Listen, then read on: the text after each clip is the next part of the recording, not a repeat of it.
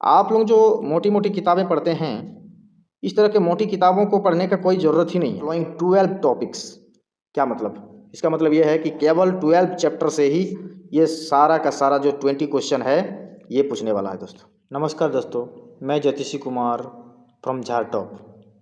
दोस्तों, आज की इस वीडियो में बात करने वाले हैं नवोदय एग्जाम लिखने वाले अभ्यर्थियों के लिए क्या स्ट्रेटेजी रहना चाहिए इस आने वाले एक मंथ में, यानी एक माह में आपको किस तरह का रूटीन फॉलो करना चाहिए, किस पर ज़्यादा फोकस करना चाहिए, कैसे जो है अपने आप को बेटर परफॉर्मेंस पर देखना है, किस तरीके से तैयारी किया जाए कि ज़्यादा से ज़्यादा मार्क्स गेन किया जा सके, इसी चीज़ पर आज हम लोग फोकस करने वाले हैं। नवोदय में करीबन अभी 1 से 1.5 महीना समय आपके पास बचा हुआ है।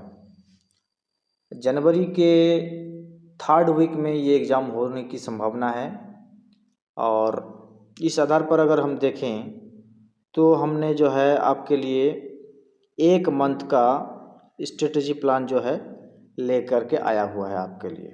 तो पहले तो हम देखेंगे कि सिलेबस क्या है, सेकंड हम देखेंगे कि हमारे जो है नवोदय परीक्षा का प्रारूप किस प्रकार का है, उसके बाद हम देखने वाले हैं कि जो मैथ्स है उसमें कौन कौन से टॉपिक हमें पढ़ना है, और फिर हमें देखना है कि मॉक टेस्ट किस प्रकार से देना है और कितने देना है।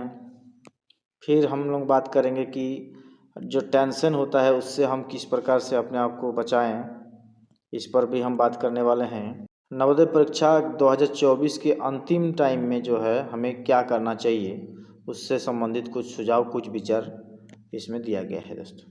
तो आइए हम एक एक करके बात कर लेते हैं। सबसे पहले जो है हम लोग सिलेबस पर बात कर लेते हैं। तो आइए दोस्तों आप लोगों को दिखाते हैं कि इसका सिलेबस क्या रहता है। दोस्तों, इसमें रीजनिंग रहता है, मैथ्स रहता है, लैंग्वेज रहता है। रीजनिंग जो है 40 क्वेश्चन पूछता है दोस्तों, maths 20 question, language 20 question. Language में हिंदी इंग्लिश दोनों हो सकता है, दोनों नहीं होगा, मतलब या तो हिंदी या तो फिर इंग्लिश ये हो सकता है। तो अगर हम देखें यहाँ पर तो कुल हमारे जो है क्वेश्चन पूछे जाते हैं 80। इस 80 में आपको स्कोर कम से कम 68 to 70 करना पड़ेगा दोस्तों। ये है कट ऑफ। अगर आप 68 और 70 यानी यहाँ पर कम करके थोड़ा सा अगर देख लें तो 68-70 के बीच में अगर आप आ जाते हैं तो आप इसमें सिलेक्ट हो जाएंगे। और अगर आपका मार्क्स जो है 60 से नीचे आ रहा, 68 से नीचे आ रहा है, तो आपको कहीं ना कहीं थोड़ा सा और अपने आप को बूस्टअप करने की ज़रूरत है। तो दोस्तों आइए हम इस एक महीने में क्या कुछ करने वाले हैं इसी को देखने वाले हैं। पिछला एक महीना क्यों महत्वपूर्ण है? परीक्षा के लिए विशेष तैयारी करने का समय नवोदय परीक्षा में बहुत महत्वपूर्ण है, क्योंकि इसका सीधा प्रभाव आपके परिणामों पर पड़ता है। दोस्तों, ये जो एक महीना का आपका जो टाइम है, इसको अगर आप सही तरीके से यूटिलाइज कर पाएंगे तो आपका जो है रिजल्ट एक ही महीना में हो सकता है। दोस्तों, आप यकीन नहीं करेंगे, मैंने जो है 2 महीना में ही एक बच्चा को सिलेक्शन दिलवा दिया था। हालांकि मेरा उसमें कोई रोल नहीं है, मैंने उसका अपना जो है उसमें रोल है, बस मेरा स्ट्रेटेजी को उसने सिर्फ फॉलो किया था। और साक्षात्कार तो इसमें इससे संबंधित कुछ ऐसी खास बात नहीं है।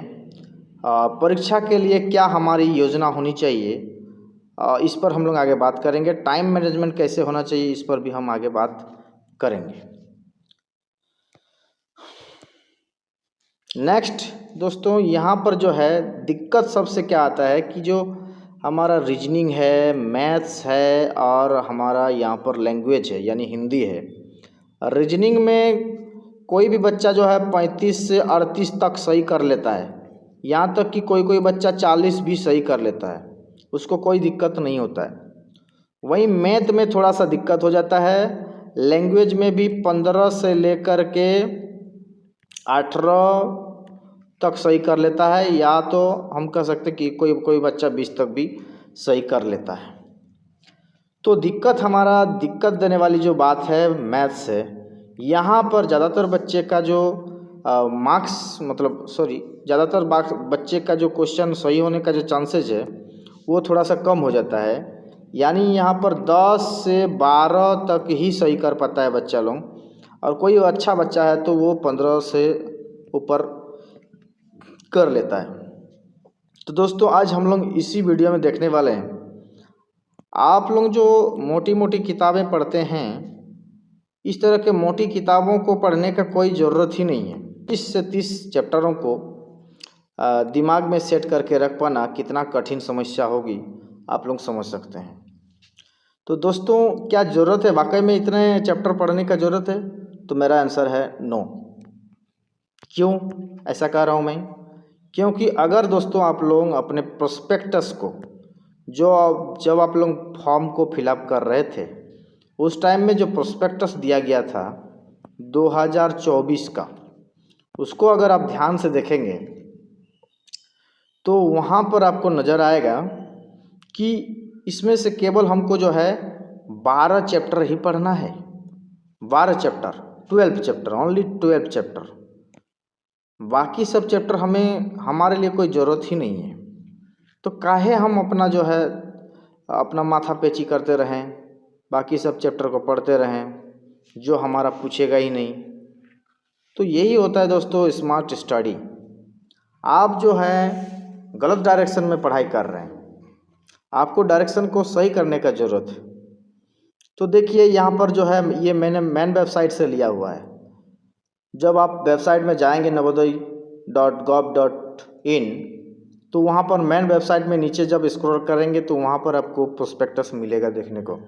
उस प्रोस्पेक्टस में नीचे जब जाएंगे तो वहाँ पर आपको देखने को मिलेगा सिलेबस, जिसमें एरिथमेटिक टेस्ट लिखा हुआ है। एरिथमेटिक टेस्ट का मतलब हो जाता है यहाँ पर कि मैथ, इसका मतलब है दोस्तों मैथ्स में कौन कौन से चैप्टर पढ़ने हैं। तो आप लोग देख सकते हैं यहाँ पर क्या लिखा हुआ है, the main purpose of this test is to measure candidates basic competencies in the arithmetic. इस टेस्ट को लेने का जो मुख्य उद्देश्य है वो कैंडिडेट को गणित में दक्षता देखना चाहते हैं कि कितना वो अपने आप अंक गणित में कितना दक्ष है। All the 20 questions of this test will be based on the following 12 topics। क्या मतलब? इसका मतलब ये है कि केवल 12 चैप्टर से ही ये सारा का सारा जो 20 क्वेश्चन है ये पूछने वाला है दोस्तों। तो आइए देखते हैं कि कौन कौन से ये 12 चैप्टर हैं, जिसमें से पहला चैप्टर आपको देखने को मिल रहा है नंबर एंड न्यूमेरिक सिस्टम, मतलब संख्या और संख्या पद्धति। सेकंड चैप्टर जो है दोस्तों 4 fundamental operations on whole number, जो जोड़ घटाव गुना भागा होता है किसी भी पूर्णांक का, पूर्ण संख्या का, वही इसमें देखने वाला है second chapter. Third chapter factors and multiples including their properties. अब तीसरा जो चैप्टर है दोस्तों ये क्या है कि फैक्टर करना यानी गुणनखंड करना और गुणज निकलना, ये सब और उनके जो गुणधर्म है उससे संबंधित क्वेश्चन को पूछा जाएगा। चौथा जो चैप्टर है दोस्तों आप देख सकते हैं decimals and fundamental operations on them. Decimal का मतलब होता है दशमलव, और दशमलव से संबंधित जो फ्रैक्शन होता है, दशमलव से संबंधित जो भिन्न होता है, उनका हम ऑपरेशन यहाँ पर देखने वाले हैं।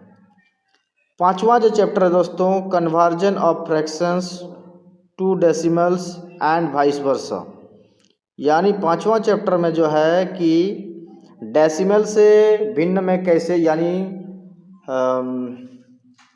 दशमलव से भिन्न में कैसे बदलें, फिर भिन्न से दशमलव में कैसे बदलें। सीधा सीधा चैप्टर का नाम इतना डिटेल में पूछ दिया है, फिर भी हम लोग क्या क्या पढ़ते रहते हैं। तो ये पांचवा चैप्टर है। छठा चैप्टर की अगर बात करें तो measurement of length, mass, capacity, time, money.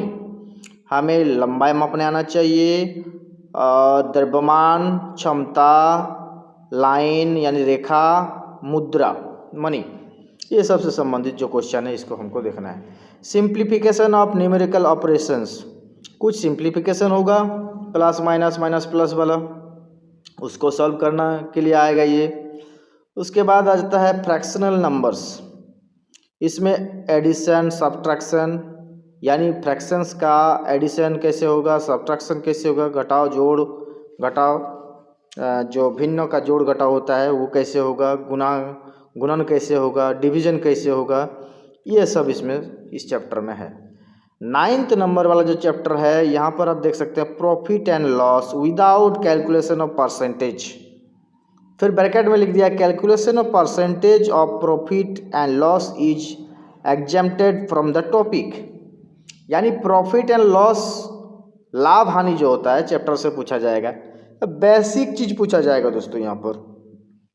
और जो कैलकुलेशन होगा परसेंटेज वाला कैलकुलेशन वो बेसिक होगा, इसमें ज़्यादा लेंदी वाला इसमें नहीं होगा। 10वां जो चैप्टर का नाम है पेरीमीटर एंड एरिया। पेरीमीटर का मतलब होता है दोस्तों परिमाप और क्षेत्रफल। Perimeter of polygon, area square, rectangle, triangle. यानी पॉलीगॉन मतलब बहुभुज, स्क्वायर मतलब वर्ग, आयत और त्रिभुज। यानी बहुभुज, पॉलीगॉन का मतलब बहुभुज होता है दोस्तों, और स्क्वायर मतलब वर्ग, रेक्टेंगल का मतलब हो जाता है आयत और त्रिभुज। 1 2 3 4, इन 4 चीज़ों पर ही हमको 2 चीज़ देखना है, एक पेरीमीटर निकालने सीखना होगा, एक एरिया निकालने सीखना होगा, बस। उसके बाद 11 नंबर वाला क्वेश्चन में अगर देखा जाए तो types of angle and it's simple applications. Types of angle, हमको हर एक तरह के जो कोण होते हैं, न्यून कोण, अधिक कोण, समकोण, ऋजु कोण, ये सारे कोण को बारे में हम लोग को जानना होगा थोड़ा बहुत। फिर 12 नंबर जो चैप्टर है दोस्तों वो है डाटा एनालिसिस यूजिंग बार डायग्राम, ग्राफ, लाइन चार्ट। ये वेरी सिंपल होता है, 2 या 4 क्वेश्चन अगर कर लोगे तो इसको आराम से किया जा सकता है। तो अगर आप इन 12 चैप्टर पर फोकस करते हैं दोस्तों इन 1 महीना में, तो यकीन मानिए आप जो है इसमें जो 20 क्वेश्चन पूछने वाला है उसमें से आप 15 से लेकर के 18 क्वेश्चन तक सही कर सकते हैं। तो अगर आप इधर से 15 ही सही कर लेते हैं, एक कैलकुलेशन निकाल के हम आपको दिखाते हैं कि अगर आप इधर से 15 ही सही करते हैं तो हमारा सबसे पहले है दोस्तों रीजनिंग, फिर है मैथ, फिर है लैंग्वेज। अगर रीजनिंग में आप 35 ही सही कर पाए, चलिए यहाँ पर आप 15 सही कर लेते हैं, या 15 से ज़्यादा ही होगा, 16 सही कर लेते हैं, 16। और यहाँ पर लैंग्वेज में आप जो हैं यहाँ पर 16 इधर भी सही कर लेते हैं। तो अब टोटल कीजिए 16 16 36 6 6 12 12 5 17 का 7 हासिल में 1 4 5 6 67। और यहाँ पर ज़रूरी थोड़ी है दोस्तों कि 35 ही सही होगा, 35 से आपका ज़्यादा ही सही होगा, मान के चलिए 36 37 होगा। अगर 36 37 भी आप कर लेते हैं सही यहाँ पर, तो यहाँ पर 68 आ जाएगा। यानी हम कह रहे हैं कि आप जो है आराम से क्वालिफाई कर सकते हैं इस नवोदय एग्ज़ाम को, अगर ये आप इन्हीं टॉपिक्स पर फोकस करें अभी इस आने वाले 1 मंथ में। तो आइए दोस्तों अगला जो है हमारा क्या क्या है आपको हम सारी बातें बता देते हैं। नेक्स्ट है हमारा जो है नवोदय की परीक्षा, तो इसके बारे में हमने जो आगे बात करेंगे बोले हैं। फिर अगर हम देखें यहाँ पर मॉक टेस्ट, संशोधन के परीक्षण और मॉक टेस्ट। दोस्तों मॉक टेस्ट बहुत ज़रूरी है। यानी मॉक टेस्ट एक प्रकार का क्या होता है कि ये उसी तरह का क्वेश्चन पूछा जाता है जिस तरह का क्वेश्चन यहाँ पर आपके एग्ज़ाम में पूछा जाता है, उसी टाइप का क्वेश्चन पूछा जाता है। और इसमें अपने आप को जज करने को मिलता है कि आप कितने क्वेश्चंस को सही अटेम्प्ट कर पा रहे हैं, कितने गलत कर पा रहे हैं, आपका कमजोरी कहाँ पर है, इन सारी चीज़ों को आप पता कर सकते हैं। इनमें देने के बाद आपको कॉन्फिडेंस एक बिल्डअप होगा आपके अंदर में, और ये कॉन्फिडेंस ही आपको जो है इस एग्ज़ाम में पास कराएगा। अच्छा दोस्तों, इसमें जो है आप क्या कर सकते हैं इससे कि अपने कमजोरी को पहचान सकते हैं और उस पर फिर आगे तैयारी करके उसको मेंटेन किया जा सकता है। आगे देखते हैं दोस्तों, परीक्षा के दिन टेंशन का प्रबंधन कैसे करें। परीक्षा के लिए उचित नींद ले लें। भाई परीक्षा के दिन में, जिस दिन परीक्षा आपका है उससे पहले दिन आपको अच्छी से सोना है, एकदम रिलैक्स हो करके सोना है, एकदम टेंशन फ्री हो करके सोना है।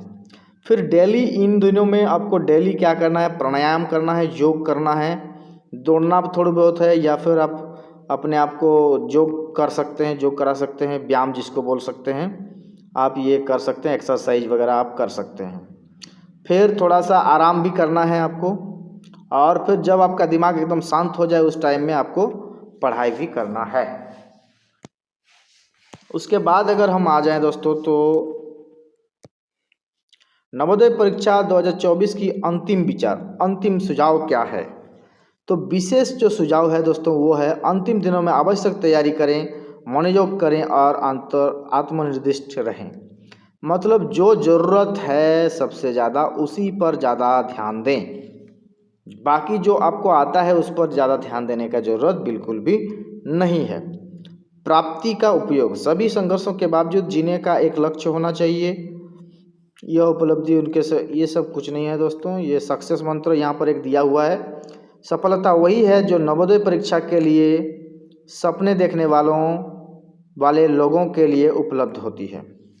तो ये सब जो है आप मान सकते हैं। तो मेन जो बात हमने बताया कि आपको फोकस हो करके उन्हीं जो चैप्टर अभी बताए हैं उन्हीं चैप्टरों में से ही पूछा जाएगा, और उन्हीं चैप्टरों पर ही ज़्यादा ध्यान आपको देने की ज़रूरत है।